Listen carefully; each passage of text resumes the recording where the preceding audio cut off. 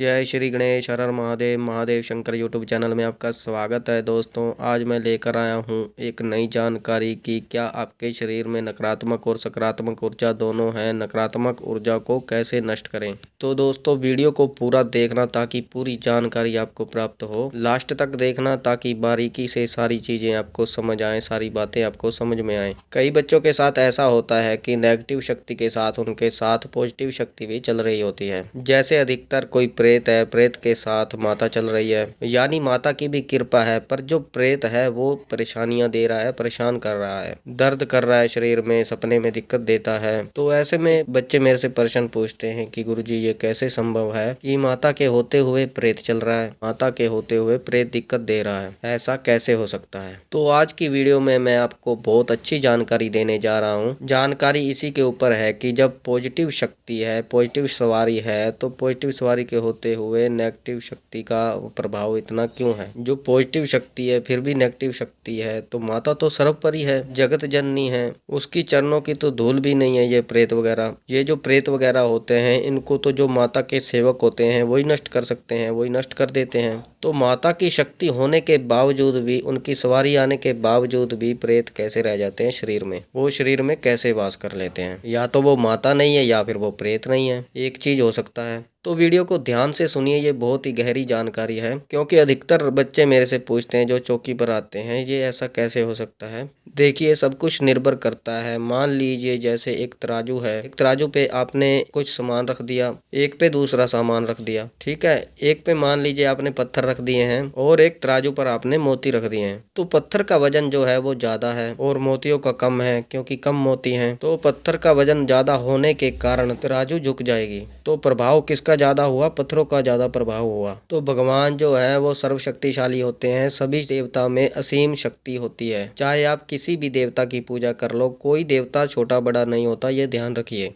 कई बच्चे क्या करते हैं, कभी उस देवता की पूजा कर ली, कभी उस देवता की पूजा कर ली, कभी जोत जला ली माता काली की, कभी जोत जला दी माता दुर्गा की, फिर वो बुझा दी, फिर जला ली बालाजी की, फिर वो बुझा दी, फिर गुरु गोरखनाथ की जला दी, फिर वो बुझा दी, फिर शिव शंकर भगवान की जला दी। तो ऐसा जो लोग करते हैं वो कभी भी शक्तियों को पा नहीं पाते और शक्तियां उनके पास कभी भी नहीं आती और रुष्ट और हो जाती हैं, वो फिर दिक्कत कर देती हैं। तो पहली बात का ये ध्यान रखिए कि जो देवता होते हैं वो सभी शक्तिशाली होते हैं, सर्वशक्तिमान होते हैं। इसलिए कहा जाता है कि एक देवता को पकड़ लो, वही पार उतार देगा आपको।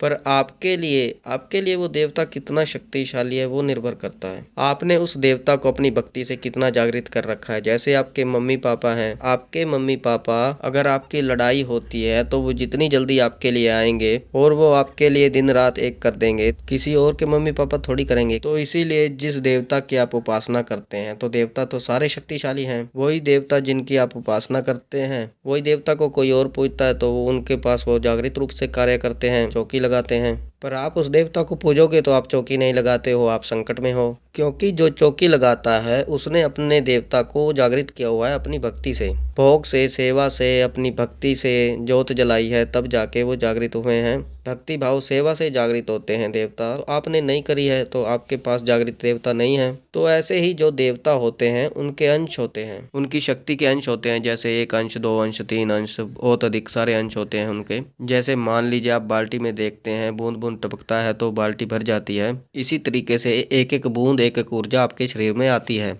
जब आप नियम के साथ, परहेज के साथ उस शक्ति की उपासना करते हैं तो वो बाल्टी भर के एक तरीके से आपको ऊर्जा प्राप्त होती है, तब जाके आपके साथ ऐसा होता है। तो जब प्रेत की ऊर्जा ज्यादा होती है, प्रेत के अंश ज्यादा होते हैं, शक्ति के कम होते हैं, तो प्रेत का जो है प्रभाव ज्यादा होता है। अगर कोई प्रेत है, अगर किसी ने भेज दिया तो वो उसके अंशों के साथ भेजेगा ना, समस्त अंशों के साथ भेजेगा, तो वो पूर्ण प्रभाव डालता है। जैसे छोटा पत्थर कम नुकसान करेगा और बड़ा पत्थर बड़ा नुकसान करेगा, क्योंकि उसमें अंश कम है। छोटे वाले पत्थर में वजन कम है, बड़ी बात यह है कि वजन कम है। तो प्रेत में जो है वजन ज्यादा होता है, आपकी शक्ति में कम होता है, तो इस वजह से प्रेत जो है आपका वो नुकसान करता है। ये पहली बात है। दूसरी बात, नेगेटिव और पॉजिटिव शक्ति रह सकती है। अब माता उसे क्यों नहीं हटाती? वैसे तो वो हर संभव प्रयास करते हैं आपको बचाने के, हटाने के नहीं, आपको बचाने के। आपको सही साधक के पास, आपको सही भगत के पास, किसी सही चौकी पर पहुंचाती हैं, सही दिशा दिखाती हैं आपको, पर वो उसको हटा नहीं सकती, क्योंकि उतनी मात्रा में आपने शक्ति को जागृत नहीं किया माता की या किसी देवता की। अब ऐसी स्थिति में क्या करें? अगर आपके साथ ऐसा हो रहा है तो आपको क्या करना चाहिए? तो आपको एक काम करना चाहिए, 21 दिन के लगभग आपको ये काम करना होगा। सुबह और शाम कपूर लेनी है आपको, दोनों मुट्ठियों में कपूर लेनी है, ठीक है। 2 लौंग लेने हैं, 2 इलायची लेनी है, दोनों हाथ की मुट्ठियों में कस के पकड़नी है वो। और आपको माँ का मंत्र, नवाण मंत्र ओम ऐं क्लीं चामुंडाय विचे बोल बोल कर आपको जाप करना है लगभग आधा घंटा तक। ओम ऐं क्लीं चामुंडाय विचे, ओम ऐं क्लीं चामुंडाय विचे, इस मंत्र का आपको जाप करना है। इसका फायदा ये होगा, अगर आप सुबह शाम आधा आधा घंटा मंत्र जाप करोगे तो उसके बाद उसको आप जला देना। आपके शरीर में जो नेगेटिव शक्ति है, जो प्रेत है, वो कट कट के जो है निकल जाएगा और आपके शरीर में से उसकी ऊर्जा जो है, उसकी जो शक्ति है वो धीरे धीरे खत्म हो जाएगी। वो अपना प्रभाव नहीं दिखा पाएगा। जैसे एक बड़ा पत्थर होता है, पत्थर को थोड़ा थोड़ा शैनी हथौड़े से तोड़ नहीं देते हैं, पत्थर को शैनी और हथौड़े से तोड़ देंगे तो उसका वजन कम होगा या नहीं होगा। तो ऐसे ही धीरे धीरे पत्थर खत्म हो जाता है। तो इसी प्रकार जो प्रेत है वो धीरे धीरे, जो आप उपाय करेंगे वो धीरे धीरे खत्म हो जाएगा, उसका प्रभाव क्षीण हो जाएगा, उसकी शक्ति खत्म होने लगेगी। तो जब वो प्रेत ही नहीं रहेगा तो फिर शक्ति रहेगी। तो शक्ति फिर जो उसको आपको बलवान करना है अपनी भक्ति से, अपनी सेवा से। एक बात और, कोई आप मंत्र जाप कीजिए, 11 दिन की साधना कीजिए, जो जिस देवता की आप पूजा करते हैं, जिस देवता की आप भक्ति करते हैं, जिसकी सेवा करते हैं, उन देवता का कोई मंत्र उठा लीजिए, साधना कीजिए उनके नियम के साथ, और उस शक्ति का अंश बढ़ाइए जिससे आपके ऊपर कोई भी नकारात्मक शक्ति, कोई भी प्रभाव ना डाल सके और आपकी शक्ति जो है वो पावरफुल हो सके।